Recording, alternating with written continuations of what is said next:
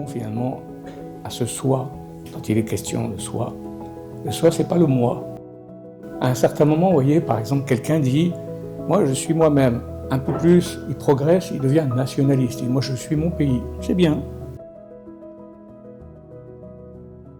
Et c'est relié à cette science de l'énéagramme qui, d'un certain point de vue, même s'il y a 9 fixations, vous voyez, ça, c'est ce cercle dont je venais de parler, qui est un peu le mouvement de la vie, une sorte de cercle.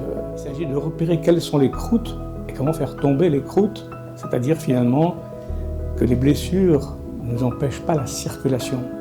Ce qu'il y a d'extraordinaire, c'est que ces 27 fixations en psychologie sont en relation cachée derrière ces fixations. On retourne à la fixation, qui est une fixation connue en psychologie, et comment ceux qui sont des fixations qui nous dérangent, qui nous font mal, en fait, en réalité, elles sont une indication sur un chemin de sagesse et de connaissance.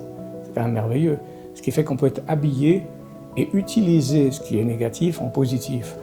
Il y a même ce qu'on appelle un karma, c'est-à-dire qu'en fait, il y a un certain nombre de mémoires qui viennent d'avant, parce qu'en fait, l'âme, elle a voyagé avant de descendre dans le corps même, elle a pris des poussières au moment où elle descend dans le corps, et donc ça, c'est des mémoires aussi.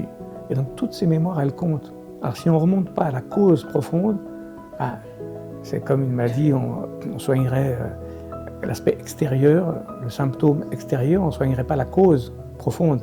C'est très connu en médecine, souvent les gens ils soignent l'extérieur et ils oublient la cause profonde. Être dans l'humanité, être humain, c'est déjà un honneur extraordinaire.